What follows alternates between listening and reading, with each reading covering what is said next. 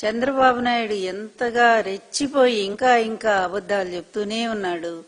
రెచ్చిపోయి కులాల్ని మతాల్ని వీటన్నిటినీ కూడా తన రాజకీయానికి ఇష్టం వచ్చినట్టుగా వాడుకుంటూ పిచ్చిగా మరి మాట్లాడుతూ పరిపాలన చేస్తా ఉన్నాడు. ఇది మీకెవ్వరికి తెలియని సంగతి నేను ఒకటి చెప్తాను. ఏంటంటే ఈ చంద్రబాబుకి అసలు దైవ భక్తి లేదు. స్వయంగా అతను చెప్పినటువంటి మాటని మళ్ళొకసారి మీకు గుర్తు చేస్తా ఉన్నాను. నేను ఇతను మొట్టమొదటిసారి ముఖ్యమంత్రి అవగానే 95లో అసెంబ్లీలో అతను చెప్పిన మాట అన్నమాట. నన్ను అందరూ అడుగుతున్నారు ఏ శక్తి మిమ్మల్ని కాపాడుతున్నది ఇదంటే ఏమీ లేదు, నా శక్తే నేను నిలబడి నేను కష్టపడి పైకి వస్తా ఉన్నాను, అందువల్ల నా కష్టంతోనే నేను ఏదైనా సాధించుకోగలుగుతున్నాను తప్ప ఏ దేవుడి మీద నాకు నమ్మకం లేదని చాలా స్పష్టంగా చెప్పాడు ఈ వ్యక్తి. అంటే ఎంత పరమ నాస్తికుడో మీరు అర్థం చేసుకోండి. ఇట్లాంటి వ్యక్తి ఈ రోజు హిందూ మతాన్ని పాడు చేయటం కోసమే ఈ రోజు ఇష్టం వచ్చినట్టుగా మతాన్ని మరి వాడుతా ఉన్నాడు. మనం ఒక్క మాట చెప్పుకుందాం, మనము వేరే ఏ మతంలోనైనా సరే, సిక్కు మతం గాని లేకపోతే క్రిస్టియన్ మతం గాని ఇస్లామీ గాని ఏ మతంలో తీసుకున్నా సరే ఈ విధంగా వాళ్ళ దేవుళ్ళ మీద అదే విధంగా వాళ్ళ ప్రసాదాల మీద ఇంత దుష్ప్రచారం చేసి అదంతా కూడా అబద్ధమని తేలిపోయినటువంటి వ్యక్తిని ఎవరైనా వదిలిపెడతారా? వాళ్ళ చట్టాల ప్రకారంగా, అంటే వాళ్ళ మత చట్టాల ప్రకారంగా, వాళ్ళ నిబంధనల ప్రకారంగా ఆ వ్యక్తిని బహిష్కరిస్తారు. ఒకవేళ ముఖ్యమంత్రి స్థాయిలో ఉన్న వ్యక్తి గనక ముఖ్యమంత్రి పదవిని లాగేసేయకపోవచ్చు, కానీ వాళ్ళ మతం నుంచి అతన్ని బహిష్కరించేసి ఇతన్ని పూర్తిగా వెలేస్తున్నాము అని చెప్పి వాళ్ళు అనౌన్స్ చేసేవాళ్ళు. దురదృష్టం కొద్ది ఏంటంటే ఈ హిందూ మతానికి ఏ విధమైన కట్టుబాట్లు లేవు, ఏ విధమైనటువంటి నియమాలు లేవు. ఎవడు ఏ విధంగానైనా మాట్లాడవచ్చు, ఎట్లయినా తిట్టొచ్చు, దేవుళ్ళని తిట్టొచ్చు.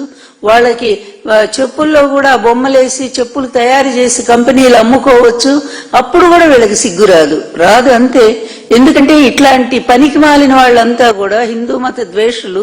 వీళ్ళకి కులం లేదు, కులం ఉంది, మతం లేదు, కులం ఉంది. ఆ కులాన్ని కాపాడుకోవటానికి ఇంకెన్నో అబద్ధాలు ఇతను ఆడుతూనే ఉంటాడు.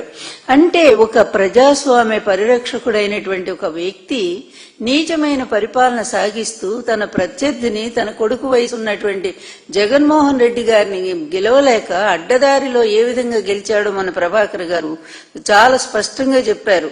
దాదాపు ఈ రాష్ట్రంలో 54 లక్షల ఓట్లు ఎంతో తేడా వచ్చింది, 12% ఓటింగ్ తేడా. మరి ఇంత శాతం ఓటింగ్ తో అడ్డదారిలో గెలిచినటువంటి వ్యక్తి అడ్డదారిలోనే అధికారానికి వచ్చాడు. ఈ అడ్డదారిలో రావటం అనేది అతనికి ఈ రోజు కొత్త ఏం కాదు కదా. ఆ రోజు అంతే కదా, 94 ఎలక్షన్స్ లో ఎన్టీఆర్ గారు నేను ఎంత కష్టపడి రాష్ట్రం అంతా పర్యటించి మొత్తం 258 సీట్లు కమ్యూనిస్టులతో సహా గెలిపిస్తే 8 నెలలు తిరగకుండానే అడ్డదారిలో నన్ను ఒక బూచిగా చూపించాడు. రోజు వాళ్ళ పచ్చ మీడియాలో ప్రచారం చేయించాడు. మరి ఇష్టం వచ్చినట్టుగా అబద్ధాలు రాయించాడు. చివరికి ఎన్టీఆర్ క్యారెక్టర్ అసాసినేట్ చేయించాడు. ఇక నన్నైతే చెప్పేదే లేదు, ఇప్పటికీ చేస్తానే ఉన్నారు. ఇంత దారుణమైన వంచన, పిల్లనిచ్చిన మామ అనే గౌరవం లేదు, ఒక తండ్రి లాంటి వాడనే భావన లేదు, పెద్ద వయసు అనేటువంటి గౌరవం లేదు.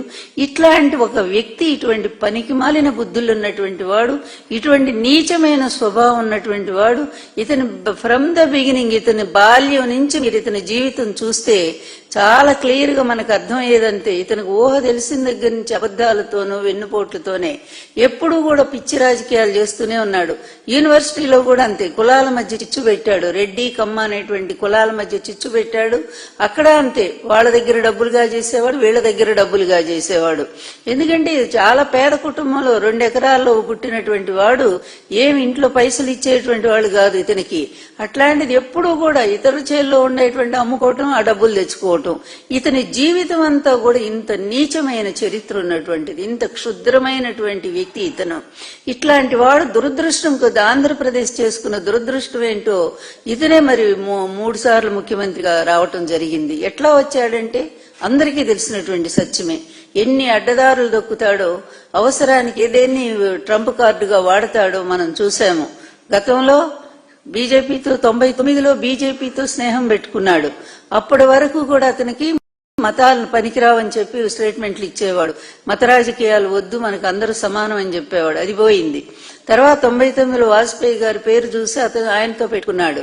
తర్వాత మోడీ గారిని తిట్టాడు. మోడీ గారు ఆ విధంగా గోద్రా విషయంలో మోడీ గారిని తీసేయాలని చెప్పి వాళ్ళ పెద్దలకు కూడా పాపం ఉత్తరాల మీద ఉత్తరాలు రాస్తే వాళ్ళు ఒప్పుకోలేదు.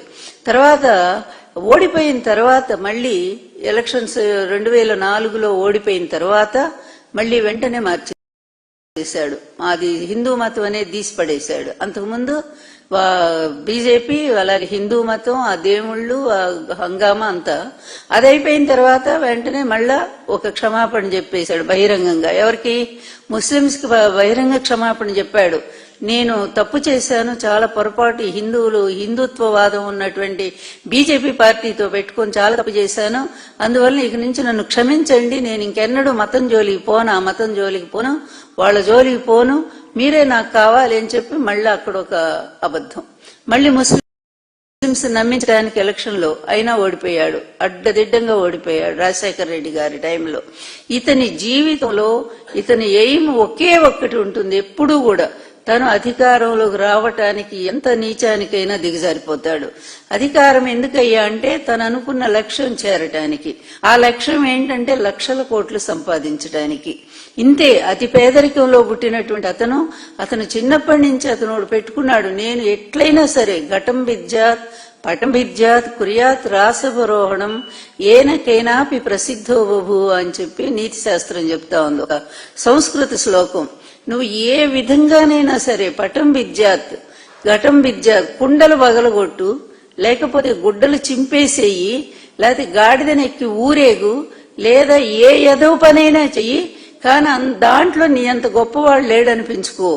అంటే అట్లా డబ్బు సంపాదించడంలో కూడా నీ అంత గొప్పవాడు లేడు, నంబర్ 1 నువ్వు పెద్ద కోటీశ్వరుడు, బిలీనీర్ అవ్వాలి అనేటువంటి ఒక లక్ష్యం కోసం పనిచేసినటువంటి ఇతనికి ఇంకా ఏ లక్ష్యాలు లేవు.